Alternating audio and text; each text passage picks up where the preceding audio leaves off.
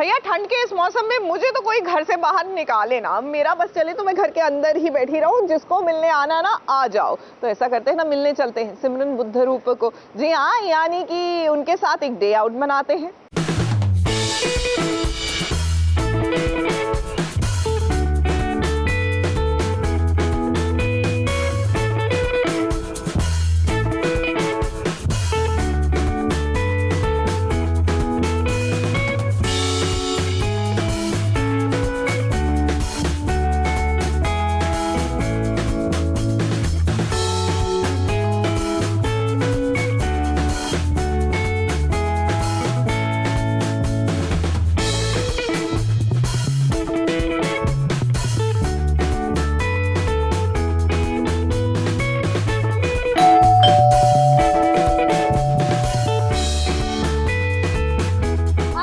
मैं हूं सिमरन बुधारप और आप देख रहे हैं सास बहू और साजिश। और आज हम करने वाला है एक डे आउट।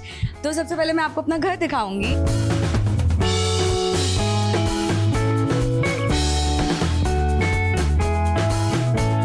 ये मैंने बनाई है और मुझे पेंटिंग का बहुत ज़्यादा शौक है। मतलब मैं अपने मन के हिसाब से कर सकती हूँ। जब भी मुझे मन लगा मैं चालू हो जाती हूँ। फिर कभी कभी पेंटिंग ऐसे महीनों तक छोड़ देती हूँ। फिर वापस मन होता है तो वापस करती हूँ।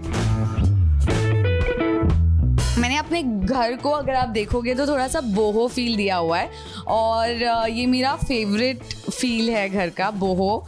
क्योंकि एक तो ईजी होता है करने के लिए और ये बहुत अर्दी फील भी देता है। इसका काम ये है कि ये मेरा आई मास्क और पिलो लेके बैठता है जब मैं जा रही होती हूँ ट्रिप पे। और इसको मैं हमेशा बाहर रखती हूँ ताकि मैं जा रही होती हूँ ट्रिप पे तो मुझे याद रहे कि इसने पहना हुआ है और मैं ये लेके जाती हूँ। तो ये एक सिटिंग एरिया मैंने बनाया है जो बहुत कोजी सा है।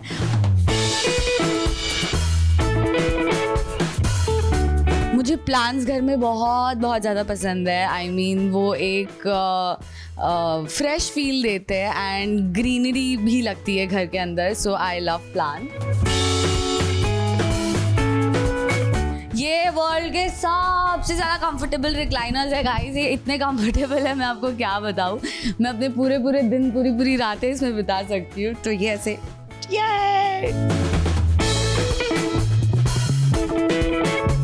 मॉन्स्टेरा भी एक बोहो प्लांट होता है और ये बहुत अच्छा लगता है घर में। इसमें छोटे से भी इसमें वेराइटीज़ भी आती है।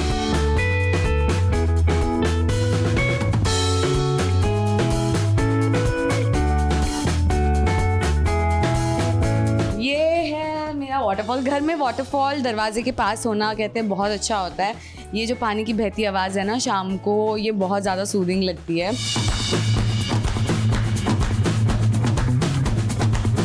ये है मेरा छोटा सा मंदिर। मैं रोज़ सुबह पूजा करती हूँ। ये एक बहुत ही क्यूट मैट्रेस है और मुझे तो बहुत ज़्यादा पसंद है। इसको मैंने पहले अपने घर में वॉल के ऊपर लगाया हुआ था एक स्पॉटलाइट लगा के। तो इसको अलग अलग तरीके से यूज़ करती रहती हूँ। मैं चीज़ों को अलग अलग तरीके से यूज़ करती रहती हूँ। पैम्पर्स भी एक बोहो डेकोर का बहुत इंपॉर्टेंट पार्ट होता है। आई मीन ये पैम्पर्स अलग अलग धान्य के वो होते हैं। जैसे ये व्हीट है और ये तो नकली है। तो या this is about my living room. ये है बेडरूम का दरवाज़ा और ये है मेरा बेडरूम।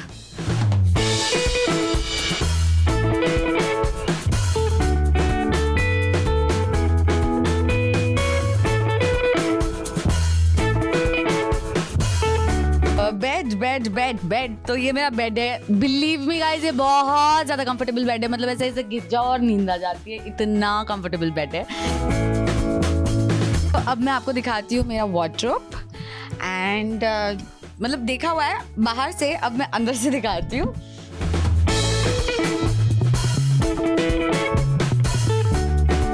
ये सारे मेरे जैकेट्स हैं और थोड़े विंटर वेयर है, डेनिम जैकेट्स, हुडीज़, ब्लेजर्स, मेरे जिम जैकेट, सब जैकेट्स यहाँ पे रखे हुए हैं मैंने। और यहाँ पे मेरे कुछ थोड़े परफ्यूम्स और जो डेली के यूज़ का सामान होता है वो यहाँ पे रखा हुआ है। और मैंने सबको बाइफोकेट करके रखा है। ये नाइट सूट्स थोड़े इधर थोड़ा मिक्सअप हो रखा है, पर ये जिम वेयर और नाइट सूट्स मिक्स हो गए कि रात के कपड़े और एकदम एक्सट्रीम सुबह वाले कपड़े मिक्स्ड।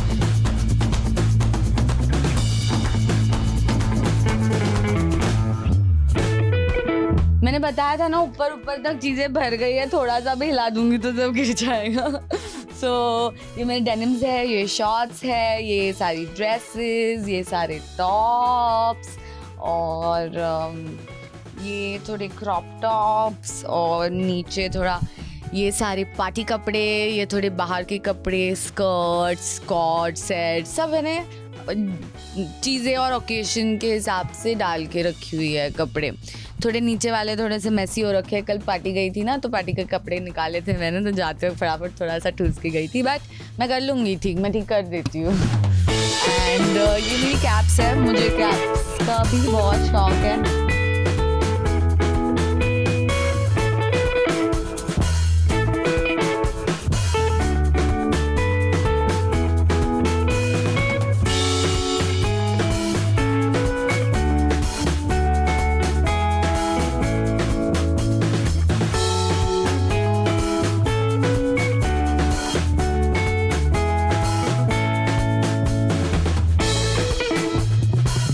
तो ये मेरा किचन है और आज हम बनाएंगे कुछ तो इंटरेस्टिंग, पर उससे पहले मैं आपको एक बहुत ही क्यूट चीज़ दिखाती हूँ मेरे किचन में। ये मेरे फ्रिज मैग्नेट्स है। तो मैं इस घर में आने के बाद जितने कंट्रीज़ में गई हूँ उतने कज़ाकिस्तान, श्रीलंका, एक थाईलैंड का भी होना चाहिए था, पर वो शायद मैंने अपने घर पे जयपुर गई थी। और ये मेरी बेस्ट फ्रेंड है जोवीटा, और ये मेरी गर्लफ्रेंड्स है। ये है जोवीटा, ये है पलक, ये है सनाया। तो ये मैंने ऐसे बस क्यूट सी चीज़ें लगाई हुई है। एंड आज हम बनाएंगे कुछ तो एग का, ठीक है।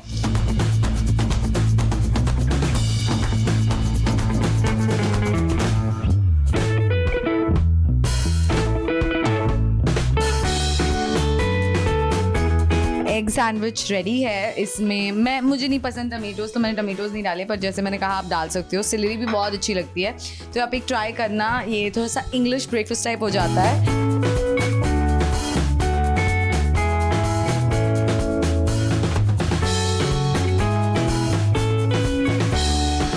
मैं था तेरे नाल ही रहना जी,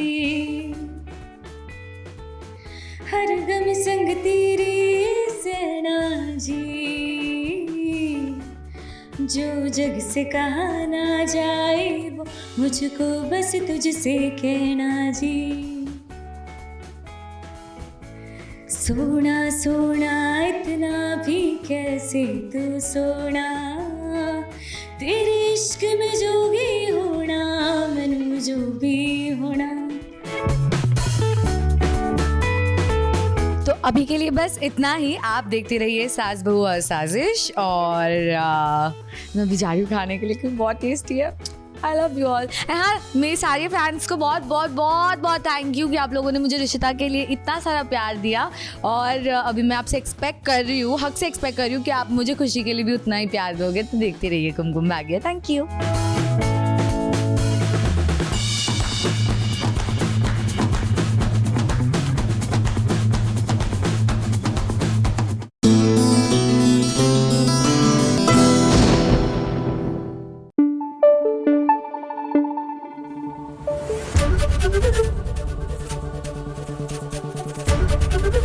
एबीपी न्यूज आपको रखे आगे।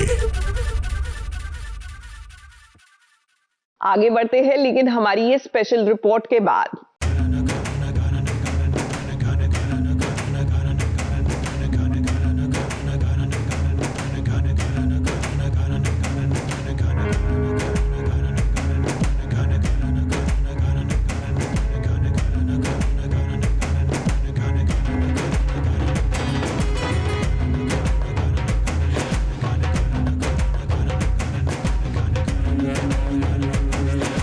जानी मानी चाइल्ड एक्ट्रेस रूहानी का धवन तो आपको याद ही होंगी। जी हाँ, वही जिन्होंने टीवी शो ये है मोहब्बतें की नन्ही रूही का किरदार निभाया था।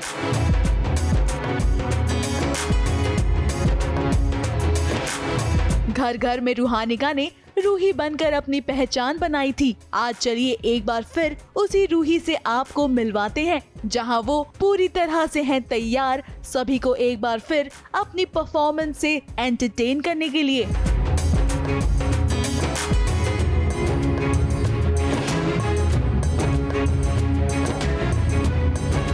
आज रूहानिका के लिए बहुत ही खास दिन है, क्योंकि आज वो पहली बार करने जा रही हैं स्टेज पर कथक परफॉर्म।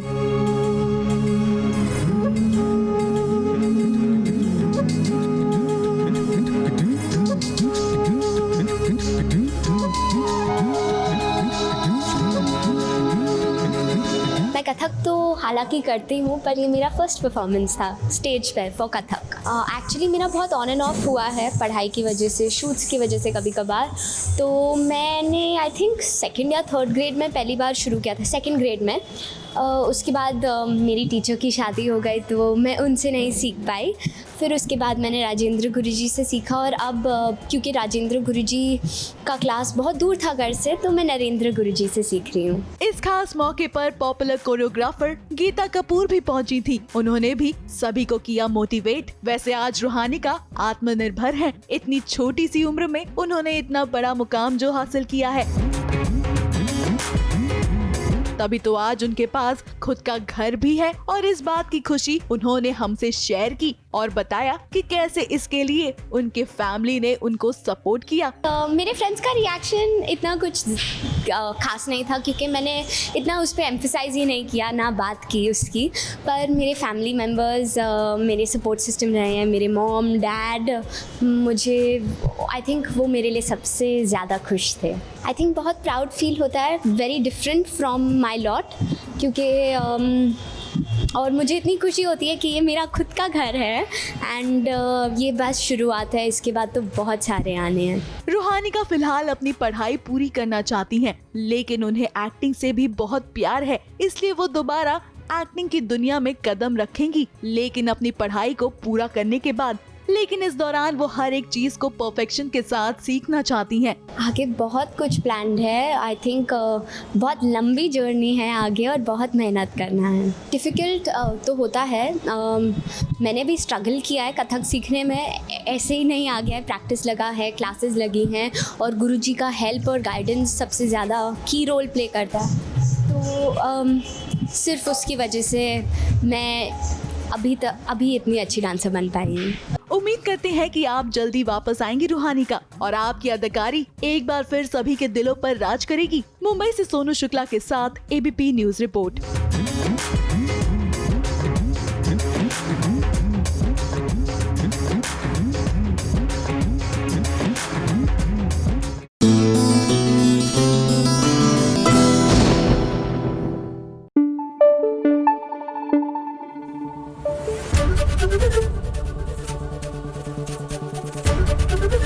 एबीपी न्यूज आपको रखे आगे। चलिए आगे बढ़ते हैं, लेकिन टीवी की दुनिया का ताजा हाल पहले देख लेते हैं।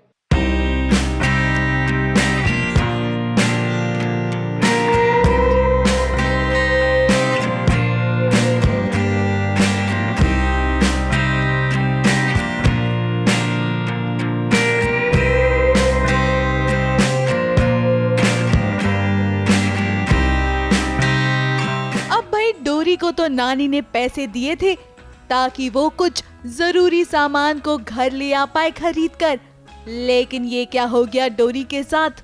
उसे तो एक बाबा ने ठग लिया और पूरी तरह से फंस गई बेचारी डोरी। जी हाँ, बात कुछ ऐसी ही है। डोरी रास्ते से गुजर रही थी कि उसे एक बाबा दिखाई देते हैं जो करवा सकते हैं किसी भी आत्मा से बात।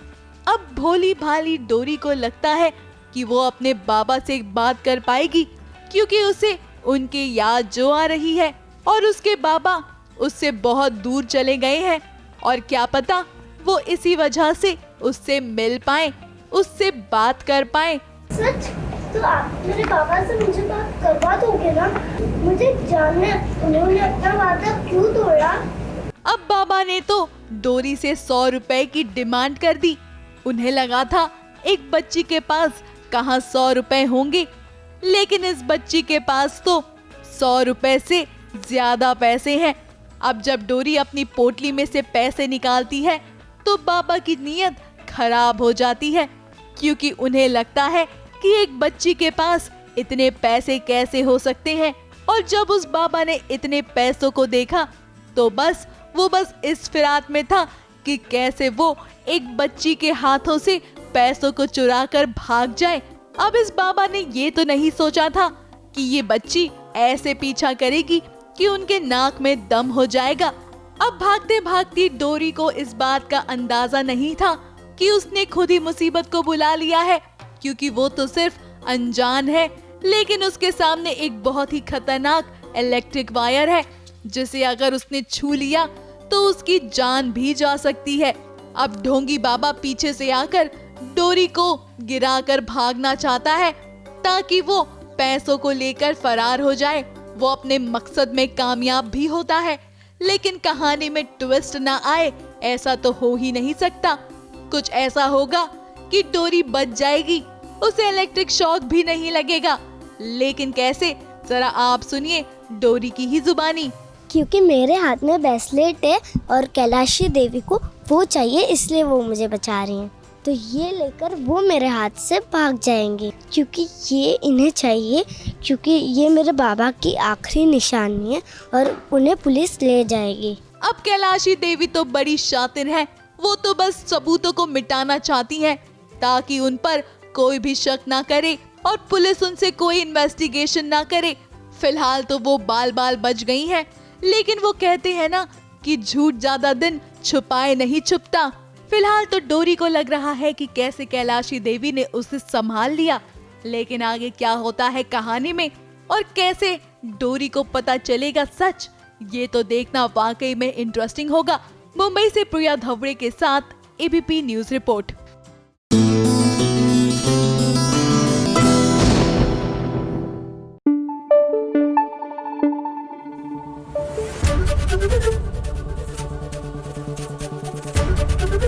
एबीपी न्यूज आपको रखे आगे। और मायावी नगरी की ये लेटेस्ट खबर देखी क्या आपने?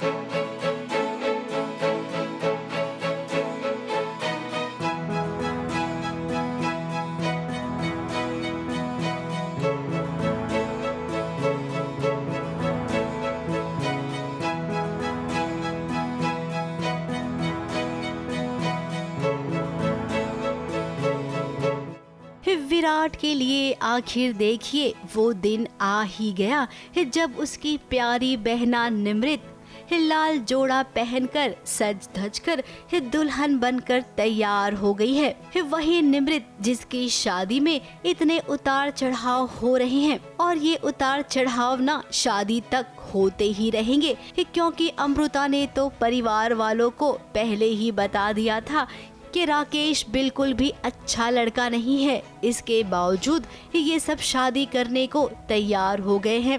अभी अभी यहाँ पर विराट पहुँचा है अमृता को बचाकर। इस खुशी में शामिल होने के लिए अमृता भी पहुँचेगी। भले ही वो इस शादी को होने नहीं देना चाहती है, लेकिन वो अब कर भी क्या सकती है। उसके बस में जितना था उसने किया है।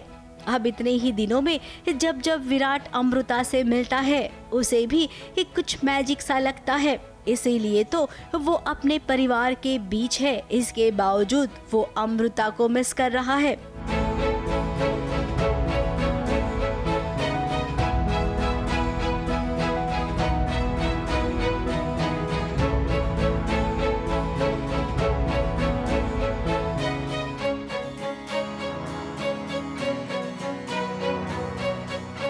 घर में ये छोटा सा सेलिब्रेशन है, असली सेलिब्रेशन तो अमृता के आने के बाद होगा। और जो सबसे ज्यादा चलता है यानी कि ड्रामा, वो ड्रामा भी होगा। राकेश का पर्दाफाश भी करेंगे, लेकिन बैड लक ये होगा कि शादी हो जाएगी। ABP news report.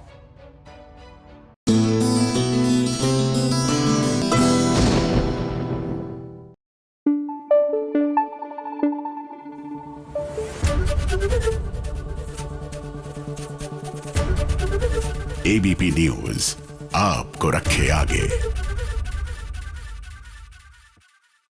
भाई टेक्निकली देखा जाए तो ग्रह नक्षत्रों के हिसाब से फिलहाल जो है वो साया चल रहा है, इन द सेंस कि वैसे हमारे आसपास शादियां नहीं हो रही हैं, वो शुरू होंगी मकर संक्रांत के बाद। लेकिन the good thing about Indian television is कि भैया यहाँ पर साल के 365 दिन शादी का मुहूर्त रहता है। यानी कि अगर आपको शादी अटेंड करने का मूड हो तो चिंता की कोई बात नहीं। तो ऐसे में चलिए ना चलते हैं, क्योंकि सास भी माँ बहू बेटी होती है कि सेट पर। यहाँ पर आपको हमने बता दिया था कि मेहंदी पर किस तरह केसर और जो कबीर है उन दोनों को एक दूसरे की सगुन की मेहंदी लग गई। अब इसके बाद और क्या क्या हुआ आइए बताते हैं।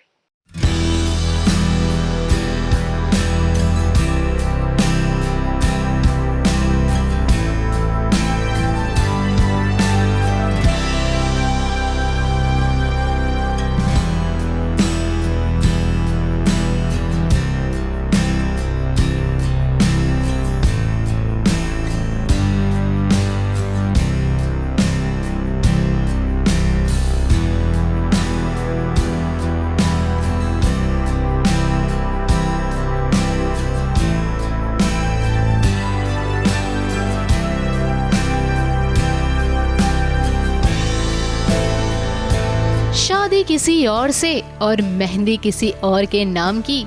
सूरज और केसर की शादी में हो रही है एक के बाद एक अनोखी गलती, क्योंकि एक बार हो तो उसे गलती कह सकते हैं, लेकिन अगर बार बार हो तो उसे भगवान का इशारा समझ लेना चाहिए।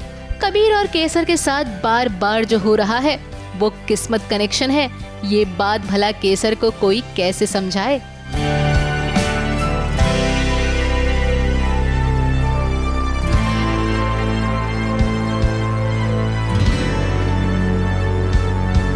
अब देखिए ना, केसर के हाथ में आज सूरज के नाम की मेहंदी लगनी थी, लेकिन लग गई कबीर के नाम की। इसके पहले भी केसर के नाम की पहली हल्दी सूरज को लगनी चाहिए थी, लेकिन वो भी गलती से कबीर को ही लग गई थी। अब इसे भगवान का इशारा ही कहेंगे ना, लेकिन केसर है कि सब कुछ जान के भी अनजान बन रही है। अपने हाथ से कबीर के नाम की मेहंदी को ऐसे हटा रही है कि मानो वो भगवान का इशारा समझ ही नहीं पा रही है।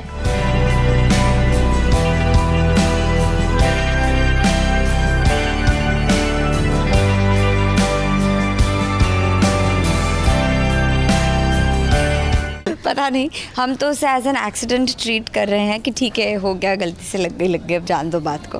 केसर भले ही भगवान का ये इशारा ना समझ पा रही हो, लेकिन दर्शक समझदार है और उन्हें सब कुछ समझ में आ रहा है। दर्शकों को ये बात अच्छे से पता चल चुकी है कि जैसे जैसे शादी की रस्में आगे बढ़ेंगी, कहानी में और भी ट्विस्ट आते जाएंगे। और तो और शादी के दिन बड़ा धमाका होगा जब मंडप में असली दूल्हा केसर के साथ 7 फेरे लेगा। और मेरे को ऐसा लग रहा है शायद भगवान की मर्जी थी। वैसे हम सब ने ये कहावत तो सुनी ही है कि जोड़ियां ऊपर वाला बनाता है, और केसर की जोड़ी रब ने किसके साथ बनाई है ये भी हम सभी को जल्द ही पता चल जाएगा। खैर, तब तक के लिए शादी में हो रहे इस ड्रामे को एंजॉय कीजिए, क्योंकि कहानी में हीरो और हीरोइन इतनी आसानी से मिल जाए तो मजा भला कैसे आएगा। कैमरामैन संतोष प्रधान के साथ एबीपी न्यूज रिपोर्ट।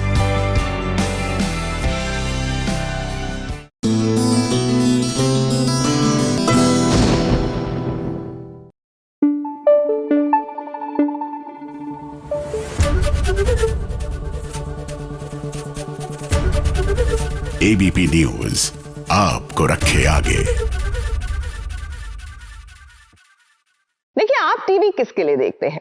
मतलब किस वजह से देखते हैं? टीवी देखने की ना अलग अलग वजह होती है। कुछ लोगों को टेलीविजन पर इतना सारा सियापा देखकर फील गुड फैक्टर आता है कि कम से कम हमारी लाइफ में तो ये सब नहीं चल रहा। कुछ लोग अपनी परेशानियां जो है उसमें ज्यादा गुम होते हैं तो उनको लगता है चलो दूसरे की परेशानियां में ही खुश हो जाते हैं कि ये भी तो परेशान है। वेल रीजन कोई भी हो, पॉइंट की बात ये है कि TV comes to the rescue जब भी आपको अनवाइंड करना होता है।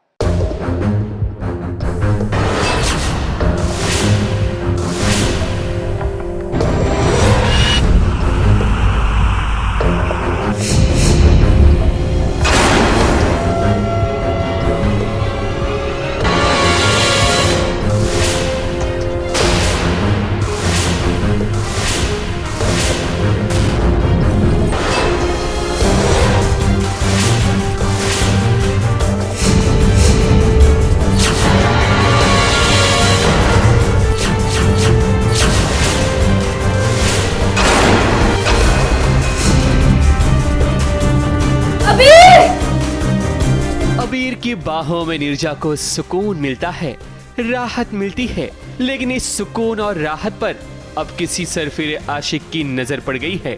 अबीर और नीरजा के दरमियां अब कौशिक नाम का इंसान आ गया है, जिसके कारण अब नया ड्रामा शुरू होगा, क्योंकि नीरजा का सुख चैन अब सब छिन जाएगा।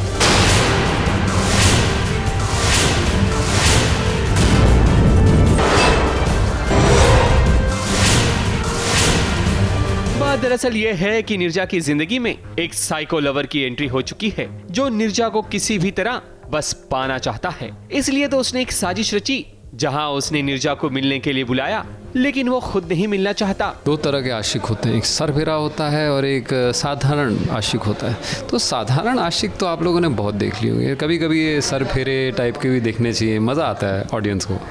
तो ये कौशिक डेफिनेटली सरफिरा है। कौशिक अपनी नजरों से देख रहा है कि नीरजा परेशान हो रही है, लेकिन वो खुद नीरजा के सामने नहीं आना चाहता। लुका छुपी का ये खेल चला जा रहा है, जिसके कारण ही नीरजा परेशान हो गई और उसे इस सरफिरे आशिक से अब डर लगने लगा है। तो आपको ऐसा लग रहा होगा कि वो पीछा कर रही है मेरा, ऐसा नहीं है। वो उसको किसी तरह से कौशिक बुलाता है बाहर मिलने के लिए, कुछ मैसेजेस भेज के, तो उसको लगता है कि वो शायद अबीर ने भेजे हैं उसको, तो उस चक्कर में आती है। लेकिन वहाँ पर अबीर तो होता नहीं है, लेकिन बड़ा ही डरावना सा माहौल होता है, इसलिए वो थोड़ा सा घबरा रही है और कौशिक जो है उसको चोरी छुपे देख रहा है। नीरजा और अबीर के प्यार पर कौशिक नाम का काला बादल मंडरा रहा है। अब देखते हैं कि नीरजा इस आशिक के दिमाग का कैसे ठिकाने लगाती है। मुंबई से सोनू शुक्ला के साथ एबीपी न्यूज रिपोर्ट।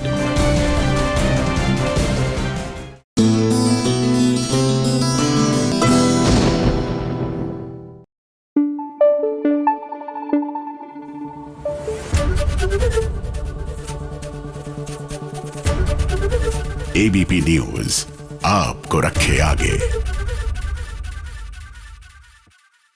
भाई रब से है दुआ कि ये ठंड थोड़ी कम हो जाए, क्योंकि इस ठंड के मौसम में ना मुझे भूख बहुत लग रही है और यहाँ पर बंदा अपना वेट कंट्रोल करने की कोशिश कर रहा है, and it is just not happening. लेकिन सिंपल सी बात ये है कि भैया लाइफ का आनंद नहीं लोगे और इतनी छटाई करते रहोगे तो जियोगे कब? फिर तो बहुत ही टेंशन वाला जीवन हो जाएगा ना, बिल्कुल जैसे बेचारी दुआ और हैदर का है, जिनके सर के ऊपर हमेशा गजल और उनकी साजिशें मंडराती रहती हैं। तुम्हारे बच्चे की होने वाली माँ,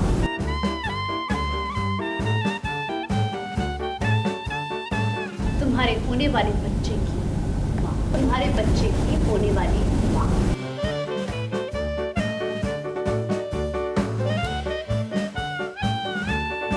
हैदर को है दुआ से प्यार, तो भला क्यों है गजल से इनकार? भाई गजल से तो इनकार होगा ही, क्योंकि ये मोहतरमा अकेले नहीं आती, सरप्राइज के तौर पर कोई ना कोई नई मुसीबत जरूर लेकर आती हैं। गजल सिर्फ हैदर के परिवार को ही नहीं बल्कि दर्शकों को भी झटका दे देती हैं। अब भाई देखिए, दुआ की गोद भराई रस्म शुरू है, जहां सभी खुश नजर आ रहे हैं, लेकिन अख्तर फैमिली की खुशियों पर भला कैसे नहीं गजल की नजर लगे। ये शूट कर रहा है कि दुआ की गोद भराई है and Hina ji is back to being sweet Hina ji and she is loving Dua and इतने में गजल आती है और अपनी फेवरेट लाइन बोलती है बोल के दिखा दो आज एक बार वो लाइन।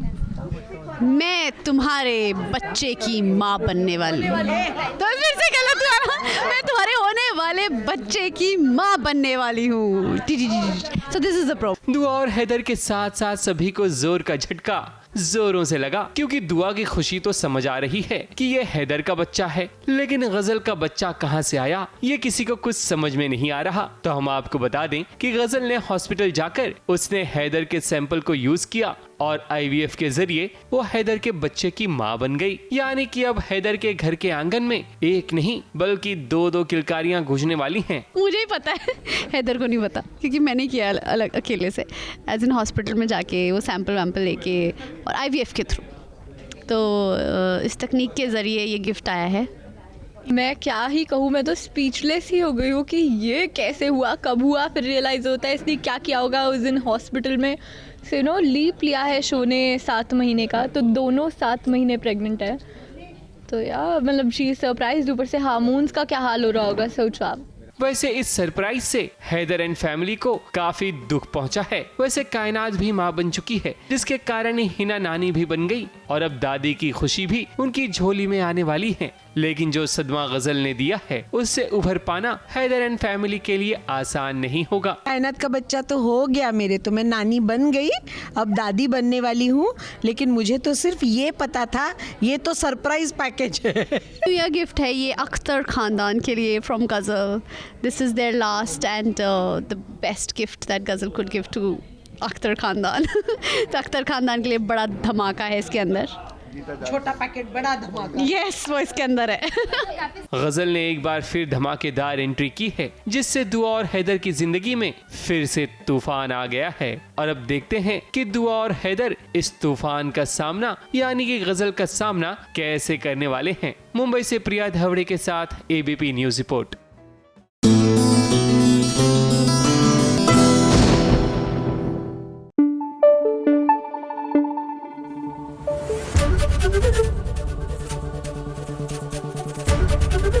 ABP न्यूज आपको रखे आगे।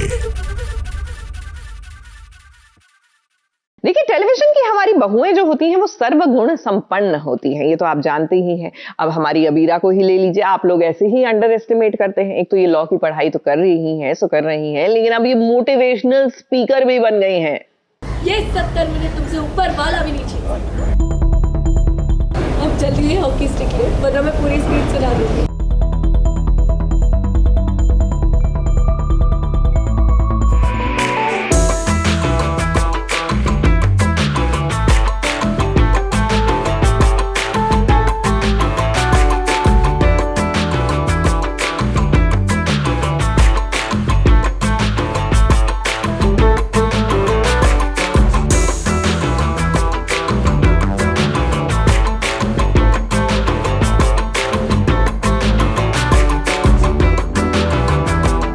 सुख दुख का हर लम्हा आता और जाता रहेगा, इसलिए अपना हर पल ऐसे जीना चाहिए जैसे कि आखिरी हो। और आज ऐसा ही खूबसूरत लम्हा बिता रहा है पोदार परिवार। रोहित के गम से ऑलरेडी पोदार फैमिली गुजर रही है, लेकिन अब कहीं ना कहीं खुशियों ने अपनी थोड़ी बहुत जगह बनाई है। और इसका श्रेय जाता है आर्यन को, क्योंकि आर्यन ने हॉकी में जीत दर्ज की है, जिसके लिए पूरा परिवार काफी खुश है।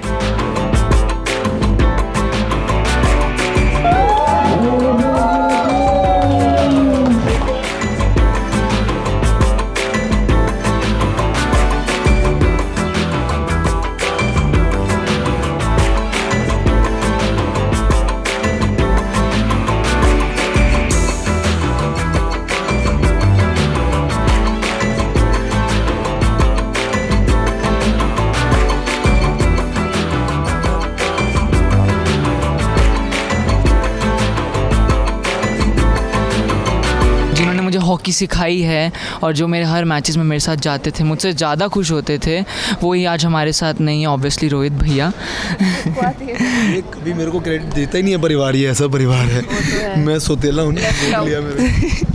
नहीं, मुझे हॉकी खेलना उन्होंने सिखाया एंड ऑब्वियसली किसका मन करेगा इफ़ आपके बड़े भैया जिन्होंने आपको सब कुछ करना सिखाया वो आपके साथ ना हो। तो कहीं ना कहीं वहाँ पे जो डीमोटिवेशन थी वो दादी ने एंड अरमान भैया ने हमें मोटिवेट करके वो वापस ले आए हैं the spirit to play, and obviously उनकी वजह से मैं मैच जीत जाता हूँ एंड हम सब आते हैं और सेलिब्रेट करते हैं। आर्यन और पोदार फैमिली को अगर ये छोटी सी खुशी मिली है तो उसका क्रेडिट अबीरा को जाता है। उसकी वजह यह है कि आर्यन हॉकी मैच खेलने से पहले डीमोटिवेट हो चुका होता है क्योंकि वो रोहित के बिना खुद को इनकम्प्लीट समझता है। लेकिन फिर अबीरा के अंदर का कबीर खान जाग जाता है। जिस तरह से फिल्म चक दे इंडिया में शाहरुख खान सभी प्लेयर्स को मोटिवेट करने के लिए 70 मिनट वाली स्पीच देते हैं, ठीक उसी तरह से अबीरा आर्यन को मोटिवेट करती है और हॉकी पर रोहित की फोटो भी चिपका देती है, ये कहकर कि रोहित भैया उसके साथ हैं। फिर क्या आर्यन का हौसला बढ़ जाता है। ये 70 मिनट तुमसे ऊपर वाला भी नहीं चाहिए। अब जल्दी हॉकी स्टिक ले वरना मैं पूरी स्पीड सुना दूंगी।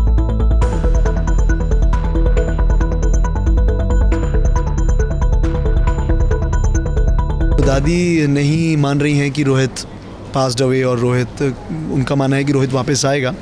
तो आर्यन कहता है कि उसे हॉकी का मैच नहीं खेलना है क्योंकि वो दादी को हर्ट नहीं करना चाहता है, उसका दिल भी नहीं कर रहा because Rohit is not there. So मुझे जाके उसको मोटिवेट करना पड़ता है कि नहीं तू अपने लिए नहीं एटलीस्ट रोहित के लिए खेल। रोहित भैया नहीं थे तो मैं नहीं खेलूँगा। तो अबीरा दीदी का प्लान था कि वो हॉकी स्टिक के ऊपर उनकी एक फ़ोटो लगाएंगे जिससे हम कह सकते हैं कि अगर आर्यन खेल रहा तो उनके साथ साथ रोहित भैया भी खेल रहा और अगर आर्यन जीतेगा तो रोहित भी जीतेगा। अबीरा की मोटिवेशनल स्पीच सुनकर परिवार वाले भी मोटिवेट हो जाते हैं, जिसका नतीजा ये निकलता है कि आर्यन हॉकी मैच जीतकर घर लौटता है, जिसके बाद ही तो पार्टी शुरू होती है डांस वाली। लेकिन अभी भी रूही के चेहरे पर मुस्कुराहट कोसों दूर है। अब देखते हैं कि रूही कब मुस्कुराती है। मुंबई से प्रिया धवड़े के साथ एबीपी न्यूज रिपोर्ट।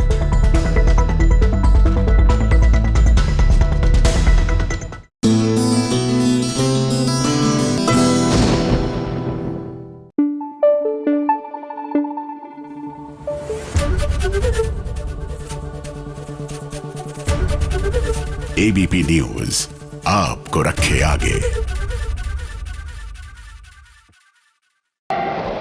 लो आ गई है फटाफट खबरों की रेलगाड़ी, और फटाफट खबरों की रेलगाड़ी का सबसे पहला स्टेशन है सीरियल अनुपमा के सेट का। अब भाई अनुपमा की परेशानियां तो खत्म होने का नाम ही नहीं ले रही हैं। तभी तो अब उसकी जॉब चली गई है, उसे अपने काम से निकाल दिया गया है एक छोटी सी गलती की वजह से। अब अनुपमा ने तो इसके लिए काफी माफी मांगी, लेकिन उसे माफी नहीं मिलती है।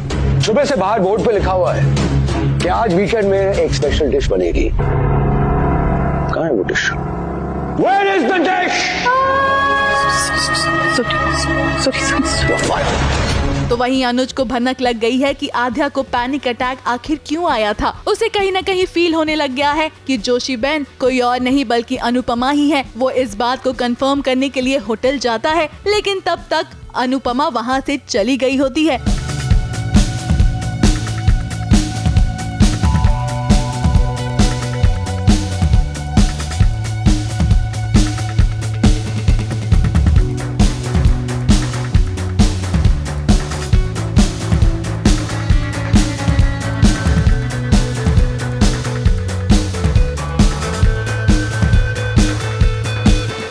अब अगर इतनी जल्दी कहानी में अनुज और अनुपमा मिल जाएंगे तो कहानी में मजा कैसे आएगा। तभी तो अनुज के पहुंचने से ठीक पहले अनुपमा वहां से जा चुकी थी।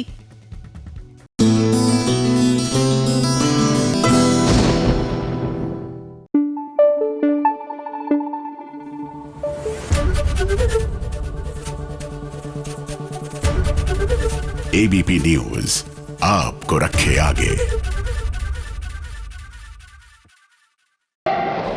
फटाफट खबरों की रेलगाड़ी का अगला स्टेशन है सीरियल गुम है किसी के प्यार में का। अब सभी तो निकल पड़ी थी अपने घर वालों को बचाने और समृद्ध से शादी करने के लिए, लेकिन ईशान सोचता है कि वो उसकी मदद कर दे। ये शादी मेरे मन से नहीं हो रही। तुम मेरे पति, मेरे सच्चे हमसफर कभी नहीं बन पाओगे, लेकिन फिर भी मैं ये शादी करने को तैयार हूँ। लेकिन मुझे शादी मंजूर नहीं है सभी। इसमें रजामंदी की तो कोई बात ही नहीं है शान साहब। जब मैंने आपके निजी मामले में दखलंदाजी की तो आपने मुझे रोका था, तो अब आप मेरे निजी मामले में क्यों पढ़ने की कोशिश कर रहे हैं? लेकिन उसकी हेल्प सभी पर भारी पड़ जाएगी और उसके घर वाले उससे जुदा हो जाएंगे। उन्हें जाने दे प्लीज, प्लीज समरो। आज सुबह आ रही हूँ मैं, कुछ नहीं होने दूंगी आप लोगों को।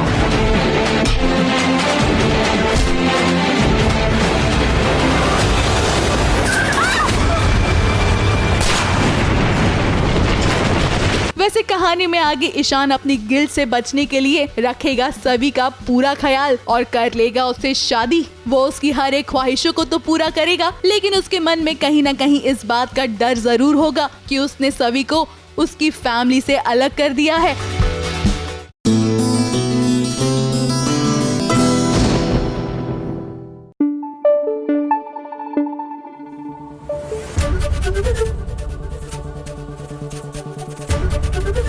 एबीपी न्यूज आपको रखे आगे। फटाफट खबरों की रेलगाड़ी का अगला स्टेशन है सीरियल कुंडली भाग्य का, जहां कंफ्यूजन ही कंफ्यूजन है और करण को सॉल्यूशन का कुछ पता ही नहीं है, क्योंकि वो समझ ही नहीं पा रहा है कि प्रीता की याददाश्त चली गई है। अब डॉक्टर्स तो उसे काफी कुछ बता रही हैं, लेकिन ये क्लियर नहीं है कि आखिर प्रीता को हुआ क्या है। ये तो मुझे पता नहीं कि अभी क्या होगा, लेकिन वही जो कंफ्यूजन है अभी, क्योंकि जो प्रीता है ये करण को कुछ और समझती है और ये उसको प्रीता ही समझ रहा है, और वैसी वाली प्रीता समझ रहा है जैसा 20 साल पहले वो छोड़ कर गई थी। तो अभी ये सारी कंफ्यूजन के बीच में काफ़ी लाइट मोमेंट्स वगैरह हैं अभी, कि ये कैसे बिहेव कर रहा है और वो उसको किस तरह से ले रही है। तो मतलब मिस्टेकन आइडेंटिटी हो रही है दोनों के बीच में, कि वो कुछ समझ रहा है, ये कुछ समझ रही है। तो उस वे में काफ़ी टॉम एंड जेरी टाइप की एक केमिस्ट्री है।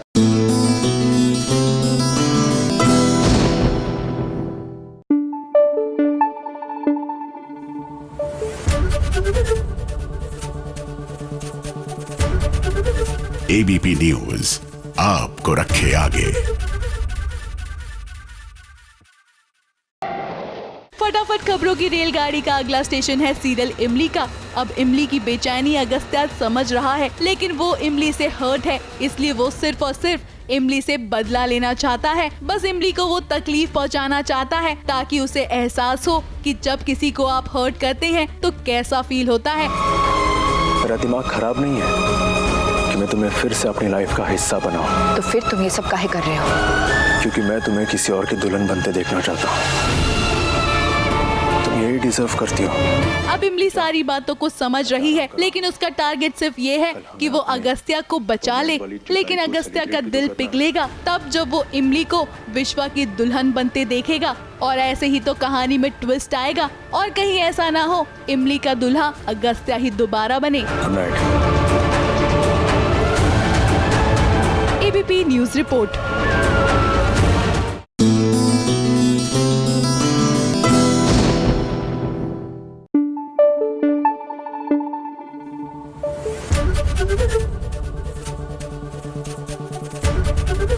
एबीपी न्यूज आपको रखे आगे।